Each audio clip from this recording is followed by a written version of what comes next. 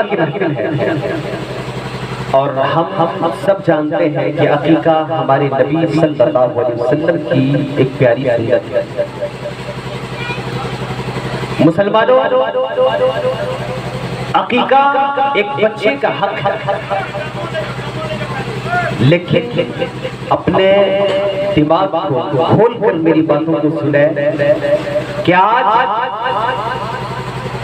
جو اپنے بیٹے یا بیٹی کے لیے عقیقہ کی محفل سجائے، آپ کو بلایا، دعوت دیا، کھانے کے تمام انتظامات کر رہے ہیں، پھر انشاءاللہ یہاں سے آپ کو کھانے کی دعوت میں شامل ہونا ہے، لیکن ایک چیز یاد رکھیں، یہ جو اولاد ہے یہ اللہ کی نعمت ہے نا، اللہ کی نعمت، اولاد اللہ کی نعمت۔ ہر ایک کو اولاد ملتی، کوئی مسلمان ہوتا ہے اس کو بھی اولاد ملتی، کوئی غیر مسلم ہوتا ہے اس کو بھی اولاد ملتی، کوئی کافر ہوتا ہے اس کو بھی اولاد ملتی ہے، کوئی مشرک ہوتا ہے اس کو بھی اولاد ملتی ہے۔ اولاد کی نعمت اللہ تعالیٰ ہر ایک کو دیتا ہے، ہر ایک کو دیتا ہے۔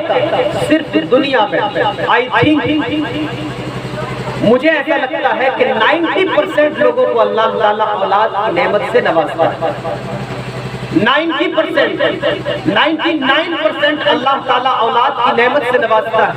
صرف 1% آدمی ایسے ہوتے ہیں جن کو اللہ تعالیٰ کی بارگاہ سے اولاد نہیں ملتی۔ اچھا، یہ جو اولاد ہو گئی اللہ کی بارگاہ کی نعمت ملتی، لیکن جس طرح سے اولاد اللہ کی ایک نعمت ہے، اسی طرح سے اولاد کا نیک ہونا بھی اللہ کی دوسری نعمت ہے۔ مطلب کیا ہوا؟ مطلب یہ ہے کہ اگر اللہ رب العزت نے آپ کو اولاد کی نعمت سے نوازا، اگر اللہ رب العزت نے آپ کو بہترین اولاد عطا فرمایا، لیکن اگر اولاد نیک نہیں ہے، اگر اولاد کی خون میں نیکی کا خون نہیں شامل ہے، اگر اولاد نیک تو ہے لیکن اس کے باوجود بھی اگر وہ نیک نہیں ہے، تو اولاد جو اللہ کی طرف سے آپ کو نعمت ملی، ایک نعمت تو مل گئی لیکن دوسری نعمت جو ہے اولاد کا نیک ہونا یہ نصیب نہیں۔ اپنے ذہنوں کو قریب کریں، اولاد اللہ کی نعمت ہے، ایک نعمت آپ کو مل گئی لیکن دوسری نعمت اولاد کا نیک ہونا۔ اب ذہن میں سوال آئے گا کہ اولاد تو مل گئی لیکن نیک کیسے ہوگی؟ اولاد تو مل گئی لیکن صالح کیسے ہوگی؟ اولاد تو مل گئی لیکن اچھی کیسے ہوگی؟ اولاد تو مل گئی لیکن متقی کیسے ہوگی؟ اولاد تو مل گئی لیکن پرہیزگار کیسے ہوگی؟ اولاد تو مل گئی لیکن بہترین اولاد کیسے ہوگی؟ اس کے لیے میرے مصطفیٰ کی حدیث پاک کو اٹھائیں، بخاری شریف کو اٹھا لیجیے، آپ مسلم شریف کو اٹھا لیجیے، ترمذی شریف، سنن نسائی شریف، ابن ماجہ شریف اور تمام محدثین نے اپنی اپنی کتابوں کے اندر میرے آقا صلی اللہ علیہ وسلم کی حدیث پاک کو نقل کیا۔ میرے آقا صلی اللہ علیہ وسلم کی حدیث پاک ہے، ان ابی ہریرہ رضی اللہ تعالیٰ عنہ قال قال رسول اللہ صلی اللہ علیہ وسلم تنکح المرأة لأربع، میرے آقا ارشاد فرماتے ہیں کہ ایک عورت 4 چیزوں کی بنیاد پر نکاح کیا جاتا ہے، 4 چیزوں کی بنیاد پر نکاح کیا جاتا ہے۔ وہ کون کون سی چیز ہے؟ میرے آقا نے ارشاد فرمایا لمالها، اس کے پیسے کو دیکھ کر نکاح کیا جاتا ہے۔ یعنی جب بھی کبھی آپ کے یہاں آپ کا بیٹا ہو اور اس کا رشتہ آپ لگائیں، دیکھنے کے لیے جائیں گے تو سب سے پہلی چیز کیا دیکھتے ہیں کہ لڑکی کا خاندان بڑا پیسہ والا ہے، مال والا ہے، دولت والا ہے۔ اگر وہ لڑکی میرے آنگن پہ آئے گی تو صرف لڑکی نہیں آئے گی بلکہ اپنے ساتھ پیسوں کا انبار لائے گی۔ دیکھتے ہیں کہ نہیں دیکھتے؟ سب سے پہلی چیز ہم لوگ یہ دیکھتے ہیں کہ اگر عورت جس کے آپ اپنے آنگن میں جس کو بہو بنا کر لائیں گے اگر وہ مالدار ہے تو ایکسیپٹ کر لیتے ہیں۔ پہلی چیز میرے آقا نے ارشاد فرمایا کہ عورت سے نکاح پہلی وجہ جو ہے اس کے پیسے کو دیکھ کر کیا جاتا ہے۔ دوسری وجہ میرے آقا نے ارشاد فرمایا وَلِحَسَبِهَا، اس کے حسب کو دیکھ کر، اس کے خاندان کو دیکھ کر، اس کے خاندان کی عظمت کو دیکھ کر، اس کے خاندان کی شہرت کو دیکھ کر نکاح کیا جاتا ہے۔ یہ خاندان بڑا چودھری والا خاندان ایم پی اور ایم ایل اے والا خاندان میں بڑا سارے لوگ جتنے ہیں وہ بالکل شہرت یافتہ لوگ ہیں۔ اگر ان کے خاندان سے میرے یہاں لڑکی آئے گی تو پھر کیا ہوگا؟ راہوں میں چوراہوں میں نام ہوگا یہ فلاں ایم پی کا سردی، ہوتا ہے کہ نہیں ہوتا ہے؟ یہ فلاں ایم ایل اے کا سمدھی ہے، یہ فلاں ایم پی کا داماد ہے، یہ فلاں منسٹر صاحب کے داماد ہے۔ تو دوسری چیز میرے آقا نے ارشاد فرمایا کہ لڑکی سے نکاح جو کیا جاتا ہے اس کا حسب و نسب کو دیکھ کر۔ تیسری چیز کیا ہے؟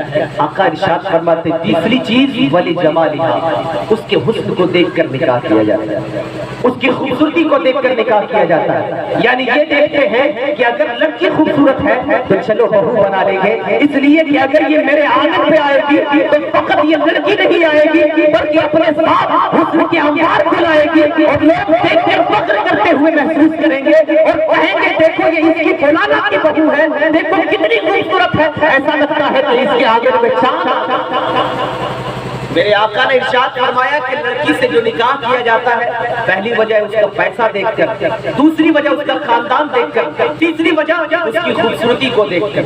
یہاں تک سمجھ گئے تو چوتھی وجہ بھی سن لیجیے۔ چوتھی وجہ میرے آقا نے ارشاد فرمایا، چوتھی وجہ کہ لڑکی سے نکاح کیا جاتا ہے ولی دینہا، اس کے دین کو دیکھ کر، اس کی دیانت کو دیکھ کر، اس کی شرافت کو دیکھ کر، اس کی پرہیزگاری کو دیکھ کر، اس کی زہد و تقویٰ کو دیکھ کر، اس کی عبادت گزاری کو دیکھ کر، اس کی تہجد گزاری کو دیکھ کر۔ میرے آقا نے ارشاد فرمایا جو چوتھی وجہ ہے وہ یہ ہے کہ لڑکی سے نکاح اس لیے کیا جاتا ہے کہ وہ قرآن کی تلاوت اچھی کر۔ لڑکی سے نکاح اس لیے کیا جاتا ہے کہ وہ نبی پہ جب درود پڑھتی ہے تو پھر پڑھتی چلی جاتی ہے، صرف اس لیے کیا جاتا ہے کہ جب وہ مصطفیٰ جان رحمت گنگناتی ہے تو گنگناتی چلی جاتی ہے، جب وہ قرآن کی تلاوت کرتی ہے تو کرتی چلی جاتی ہے۔ میرے مصطفیٰ نے ارشاد فرمایا چار چیزوں کی بنیاد پر نکاح کیا جاتا ہے، پہلی چیز اس کی خوبصورتی کو دیکھ کر، دوسری چیز اس کا خاندان کو دیکھ کر، تیسری چیز اس کے مال و پیسے کو دیکھ کر، اور چوتھی چیز اس کے حکم کو دیکھ کر۔ اب میرے آقا کا جواب سنیں، میرے آقا آگے ارشاد فرماتے ہیں کہ لوگوں تم اگر اپنے یہاں کسی کو بہو بناؤ گے تو یاد رکھنا پیسے والی کو بہو نہ بنا، اس لیے کہ اگر پیسے والی کو بہو بنا لیے تو آج پیسہ ہے کل ختم ہو جائے گا۔ حسن والی کو اگر بہو بنا لیے تو آج حسن ہے، آج خوبصورتی ہے، آج بیوٹی ہے، کل ختم ہو جائے گا۔ اگر تم شرافت میں اچھے خاندان سے لاؤ گے تو شرافت آج ہے کل ختم ہو جائے گی، لیکن یاد رکھو اگر تم دینداری کو دیکھ کر لاؤ گے، تقوی شعاری کو دیکھ کر لاؤ گے، پرہیزگاری کو دیکھ کر لاؤ گے، لڑکی کی تلاوت کو دیکھ کر لاؤ گے، لڑکی کے ذکر کو دیکھ کر لاؤ گے، لڑکی کی بہتری دیکھ کر لاؤ گے، تو یاد رکھنا حسن آج ہے کل ختم ہو جائے گا، بیوٹی آج ہے کل ختم ہو جائے گی، پیسہ آج ہے کل ختم ہو جائے گا، دولت آج ہے کل ختم ہو جائے گی، شہرت آج ہے کل ختم ہو جائے گی، لیکن اگر تم لڑکی کی دیانتداری کو دیکھ کر لاؤ گے تو جب تک وہ لڑکی اپنے گھرانے میں رہے گی تب تک سب کو سنبھالتی رہے گی، اور جہاں تک اس کی نظر چلے گی وہاں تک دینداری کی خوشبو آتی رہے گی، جہاں تک اس کی نسل چلے گی وہاں تک دینداری کی خوشبو آتی رہے گی اور سارا خاندان خوشبودار نظر آئے گا۔ اب یہاں میں رک کے کہنا چاہتا ہوں، میں نے آپ کو پہلے سوال کیا، آپ سے پوچھا کیا اولاد مل گئی؟ رب کی نعمت حاصل ہو گئی، اولاد مل گئی، خدا کی بارگاہ کی ایک نعمت مل گئی، اولاد مل گئی، رب کی طرف سے انعام مل گیا، لیکن اولاد مل جانا کامیابی نہیں ہے، کامیابی اس وقت ہے جب اولاد نیک ہو، اور اولاد نیک کب ہوگی؟ جب اس کی ماں نیک، اولاد نیک کب ہوگی؟ جب اس کی ماں نیک ہو، اور یہ بہت کم لوگ اس پہ دھیان دیتے ہیں۔ میرے آقا نے ارشاد فرمایا، حضرت عمر کی حدیث پاک موجود ہے کہ سب سے پہلا حق بچے کا یہ ہے کہ اس کی ماں کو اچھی لائی جائے، اس کی ماں بہتر لایا، اس لیے کہ ماں اگر بہتر ہوگی تو اولاد بہتر ہے، اولاد بھی اچھی ہوگی، لیکن ماں اچھی نہیں ہوگی تو آپ اولاد کے نام پہ عقیقہ ایک دن نہیں ہر روز کریں، کوئی فائدہ نہیں ہوگا۔ اس لیے سب سے پہلا جو کام ہے وہ یہ ہے کہ آپ جو اپنے یہاں کسی کو بہو بنائیں تو آپ یہ دیکھیں کہ لڑکی کتنی اچھی ہے، لڑکی کتنی دیندار ہے، اور اگر اس چیز کو آپ دیکھنے لگیں گے تو جانتے ہیں اس کا فائدہ کیا ہوگا؟ اس کا فائدہ یہ ہوگا کہ اب جو سماج میں بچیاں ہوگی وہ بھی کوشش کریں گی کہ وہ اچھی ہو جائیں، وہ بھی کوشش کریں گی کہ قرآن کی زیادہ سورتیں یاد ہو جائیں، وہ بھی کوشش کریں گی کہ نبی کے اوپر قرآن، نبی کے اوپر درود پڑھنے میں وہ زیادہ سبقت لے جائے، لیکن اگر حسن کو دیکھ کر لاؤ گے تو لڑکیاں بوٹی خوبصورتی کر کے آپ کے سامنے آئے گی.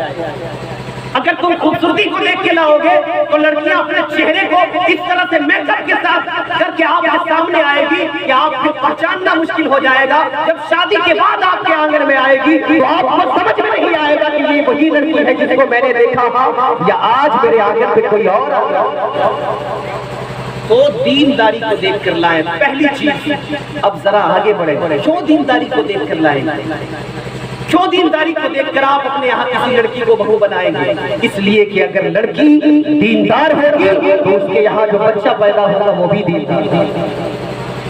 ایک میں تحقیق جو ریسرچ ابھی فی الحال کی ریسرچ ہے, ایلیزون گوپنک, an American professor of California, she has passed his life in the development of babies.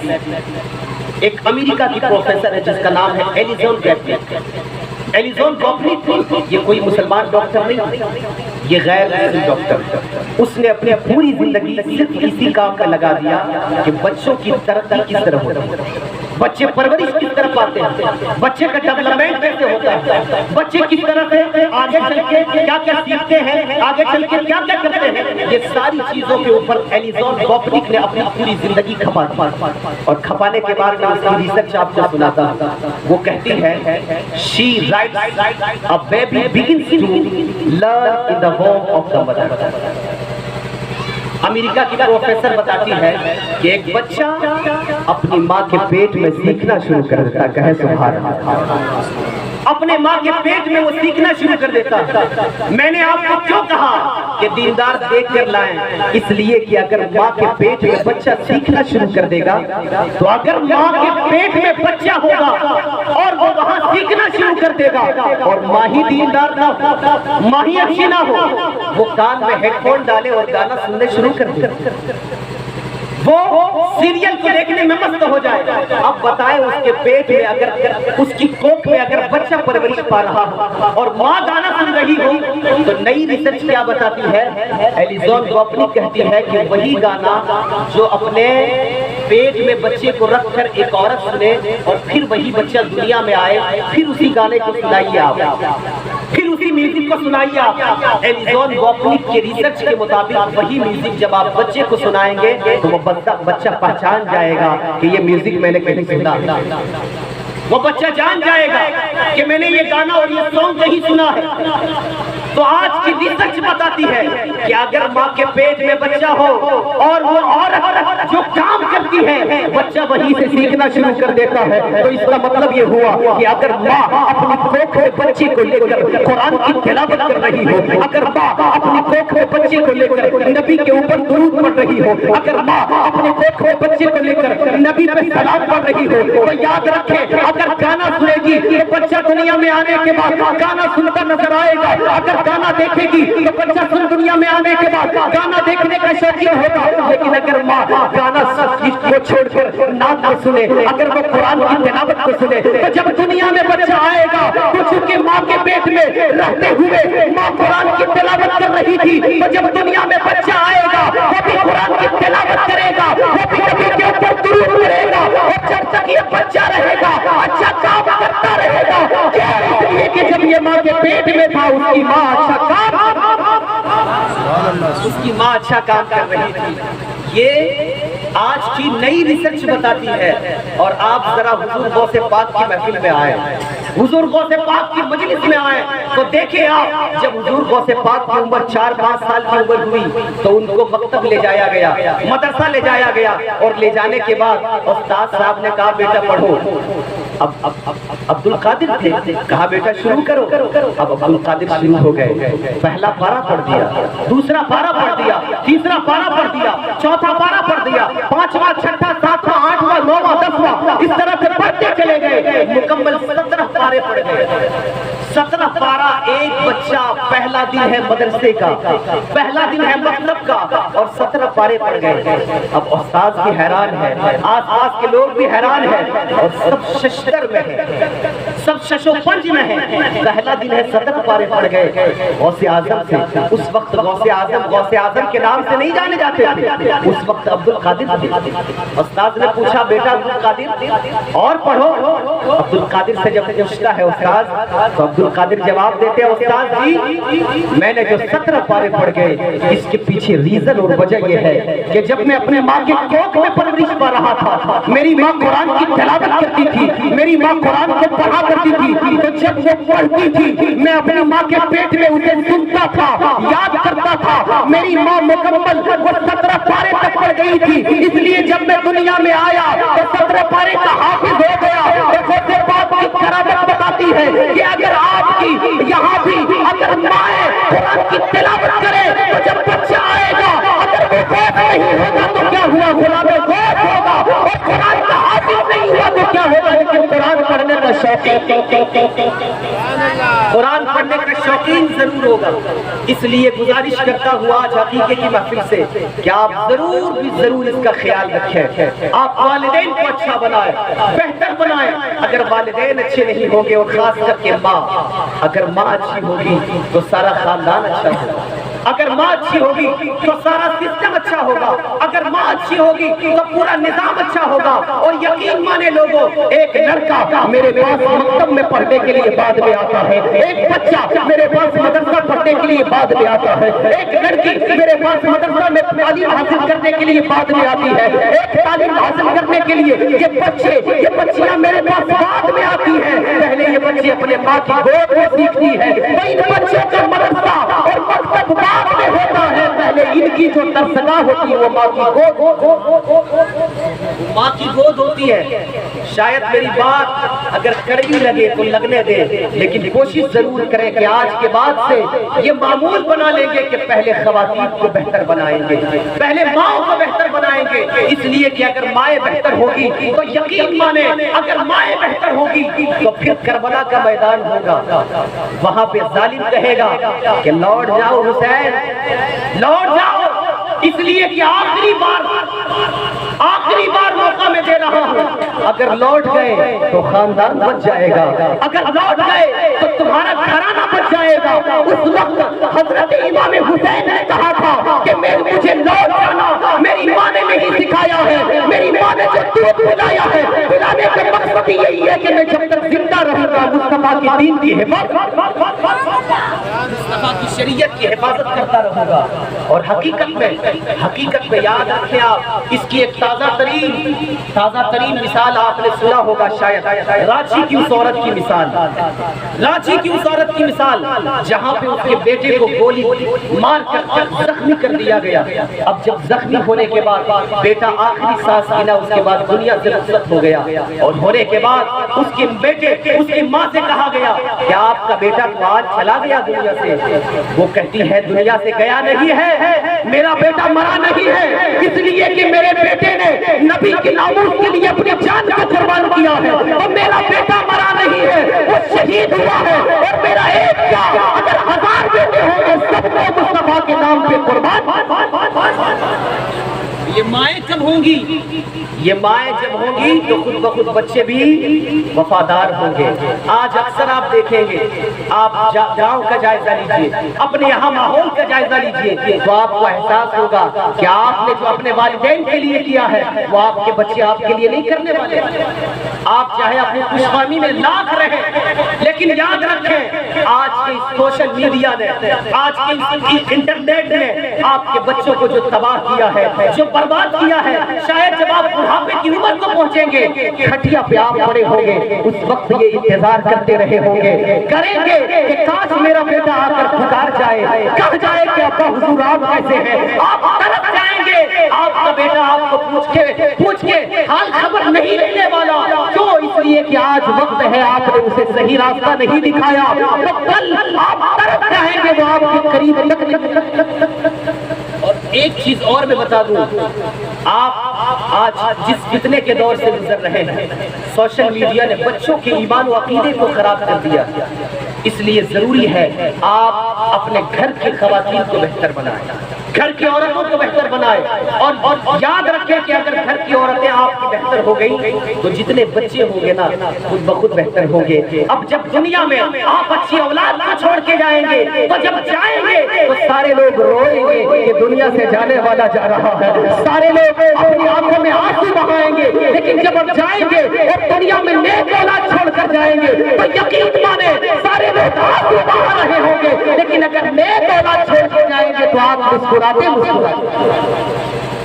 اس لیے یہ خاص طور پہ میرا یہی پیغام ہوتا ہے.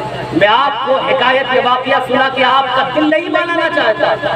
میں آپ کو عمل کی دعوت دیتا ہوں. میں آپ کی بہتری کی ایک اپیل کرتا ہوں. اس لیے کہ اگر آج بھی آپ نے ہوش کا ناخن نہ لیا, آج بھی اگر آپ نے خود کو نہیں سدھارا, اپنے یہاں کی خواتین کو نہیں سدھارا, تو بچے بگڑتے چلے جائیں گے, بگڑتے چلے جائیں گے. تو عقیقہ کے اس ماحول سے آپ ایک عہد کر کے یہاں سے اٹھیں کہ اگر اپنے یہاں کسی کو بہو بنائیں گے, اگر اپنے پوتے کی کسی کو ماں بننے کے لیے چنیں گے تو اس کو سب سے پہلے یہ دیکھیں یہ دیندار ہے, اچھی ہے کہ نہیں. اسی لیے جب ٹیپو سلطان کی عمر چھوٹی تھی, اس کی ماں کے پاس دوڑتا ہوا اس کا دوست آیا اور کہا کہ اماں جان آپ کے بیٹے نے آج تو شیر کو پچھاڑ دیا, شیر کو ہرا دیا ہے. اب ٹیپو سلطان جس کا نام شاید آپ سب نے سنا ہوگا اور تاریخ میں بڑا اچھا کردار ہے, لیکن لوگوں نے ان کی تاریخ کو بہت زیادہ مسمک کیا اور اس میں رد و بدل کیا, اور جو ہیرو تھے اسے وہ گنڈا بنا کے پیش کر دیا. وہی ٹیپو سلطان جب بچپن کی زندگی گزار رہے تھے, ان کی ماں کے پاس دوڑتا ہوا ان کا دوست آیا اور آنے کے پاس کہتا ہے امی جان آپ کا بیٹا آج شیر کو پچھاڑ دیا ہے, شیر کو ہرا دیا ہے. اب ان کی ماں جو جواب دیتی ہے وہ سنے آپ. ان کی ماں کہتی ہے کہ کتنے شیروں کو ہرایا؟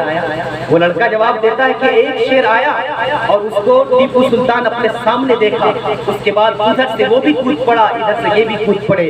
ٹیپو سلطان نے اس شیر کو اس طرح سے ہرایا کہ وہ دل دبا دبا. اب ٹیپو سلطان کی ماں کی بات سنے آپ. وہ کہتی ہے کہ میرے بیٹے نے ایک شیر کو ہرایا, یہ کوئی تعجب کی بات نہیں ہے, اس لیے کہ جب وہ چھوٹا تھا, جب وہ معصوم تھا, جب وہ دودھ پینے کی عمر میں تھا, جب بھی میں نے اسے دودھ پلایا کبھی میں نے بغیر وضو کے نہیں پلایا, جب بھی دودھ پلایا وضو کر کے پلایا. تو وضو کی برکت ہے کہ ایک شیر کیا اگر ہزاروں شیر آ جائیں گے میرے بیٹے سب کو پچھا ایک شیر کیا ہے اگر ہزاروں شیر آ جائیں گے تو سب کو وہ ہرا دے گا. کیوں؟ اس لیے کہ میں نے اپنی کوکھ سے جو اسے دودھ پلایا وہ ایسے ویسے نہیں پلایا, جب بھی پلایا ہے وضو کر کے پلایا ہے. اگر وضو کی برکت اسے ہوئی تو وہ ایک کیا ہزاروں شیر کو ہرا. اور صحیح بات ہے بالکل, مائیں نیک ہوگی تو اولاد خود بخود نیک ہوگی, مائیں اچھی ہوگی تو اولاد خود بخود اچھی ہوگی. ایک بچہ جب جج کے سامنے پیش ہوا اور اس نے چوری کی تھی, جج نے فیصلہ سنا دیا کہ اس بچے کا ہاتھ کاٹ دیا جائے. جج کا جو ہی آرڈر ہوا وہ پکار بیٹھتا ہے کہ خبردار میرے ہاتھ کو نہیں کاٹ سکتے. First of all, you have to cut the hand of my mother before you cut the hand of mine. آپ میرے ہاتھ کو کاٹنے سے پہلے میری ماں کے ہاتھ کو کاٹ دیا. اب سارے لوگ پریشان حیران, یہ کیا بات کر رہے ہیں؟ تمہارا جرم تمہارا ہے, غلطی تمہاری ہے, سزا بھی تمہیں ملنی چاہیے. اس کی سزا تم اپنے ماں کو دلانا کیوں چاہتے ہو؟ اب سارے مجمع میں سناٹا چھا گیا. وہ لڑکا بار بار کہتا رہا جج صاحب خبردار آپ میرے ہاتھوں کو نہیں کاٹ سکتے ہیں, اس لیے کہ اگر میرے ہاتھوں کو کاٹ دیا آپ نے تو آپ کا فیصلہ مکمل نہیں ہوگا.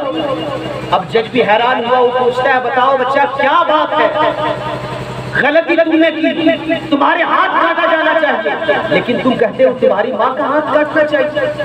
اب جب جج کے سامنے بچہ نے اپنی بات رکھی تو جج بھی پریشان حیران. لڑکا کہتا ہے اس لیے کہ جب میں چھوٹا تھا اپنے بچپن کی زندگی گزار رہا تھا اور اس زمانے میں میرے گھر کے بغل میں میرے پڑوسی کا گھر تھا. ایک دن میں نے خالی دیکھا, اپنے پڑوسی کے یہاں چلا گیا اور جانے کے بعد میں کیا دیکھتا ہوں, ادھر ادھر نظر دوڑایا, گھر میں کوئی نظر نہیں آئی. تو میں نے دیکھا کہ کونے میں انڈا رکھا ہوا تھا، ایک انڈا تھا، میں نے دیکھا گھر میں کوئی نہیں ہے، اس انڈے کو میں نے اٹھا لیا اور اٹھا لینے کے بعد پھر سے نظر دوڑایا، کہیں کوئی نظر نہیں آیا، میں گھر سے باہر نکلا، باہر نکل کر بھی ادھر ادھر نظر دوڑایا، کوئی نظر نہیں آیا، پھر میں اس انڈے کو لے کر اپنی ماں کے پاس آ گیا۔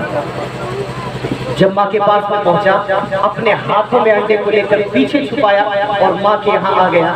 بچوں کی عادت ہوتی ہے، جب ماں کے پاس وہ بچہ آیا، ماں پوچھتی ہے بیٹا ہنس کیوں رہے ہو، کیا بات ہے؟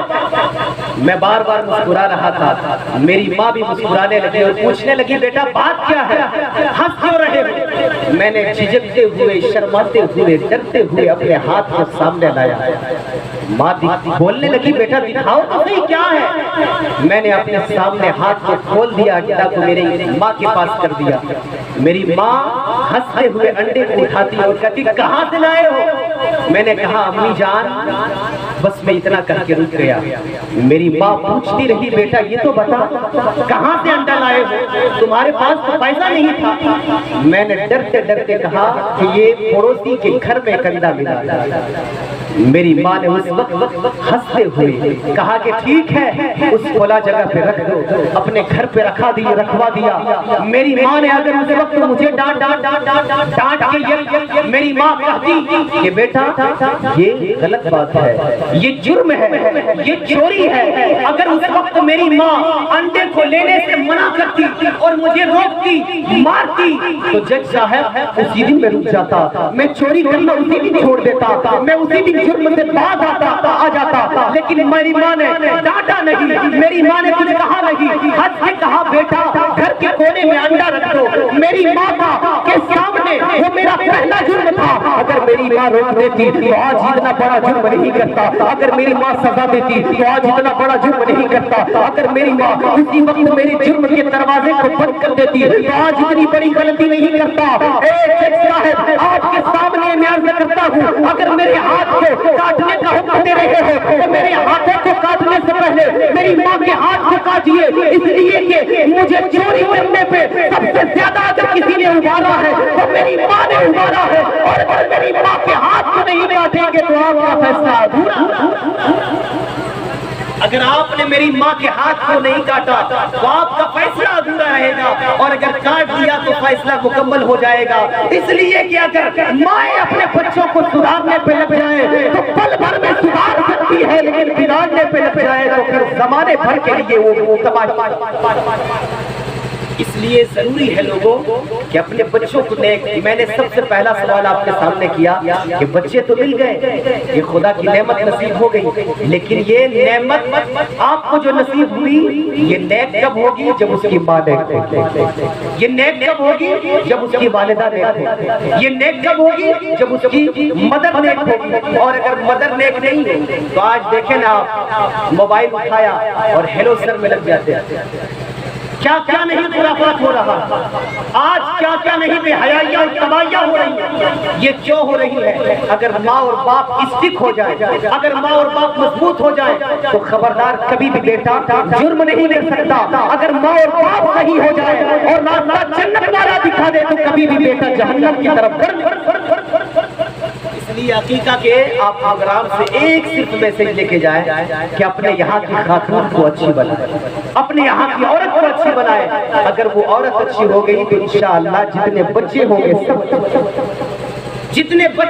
سب نیک ہوں گے۔ تو ایک اولاد تو آپ کو نصیب ہوگی کہ اولاد مل گئی، یہ رب کی نعمت مل گئی۔ دوسری نعمت یہ ہوگی کہ وہ جنتی ہو جائے گی، وہ نیک ہو جائے گی۔ اللہ تعالی ہم تمام لوگوں کو ان باتوں پہ عمل کرنے کی توفیق عطا فرمائے۔ عقیقہ کی محفل اسی لیے سجاتے ہیں تاکہ بچوں کے حقوق کو آپ معلوم کر سکیں، بچوں کے بارے میں احکام آپ جان سکیں، اور بچوں کے تعلق سے اس کے ڈیولپمنٹ کے بارے میں آپ اپنی رائے قائم کر سکیں، اور اسے بہتر دشا دکھا سکیں، اور اسے بہتر آپ راستہ بتا سکیں، اور اسے بہتر آپ طریقہ اور ڈھنگ سکھا سکیں۔ اس لیے کہ اگر یہ چیزیں نہیں تو آج فتنے کا دور، صبح کو آدمی مومن ہوتا ہے تو شام کافر ہو جاتا ہے، صبح کو اگر یقین کامل ہوتا ہے تو شام میں وہ تذبذب کا شکار ہو جاتا ہے، لیکن اگر آپ نے اپنے بچے کو اچھا راستہ بتا دیا تو یقین مانے وہ آپ کے لیے بھی مغفرت کا ذریعہ ہوگا اور خود بھی جنتیوں کا سردار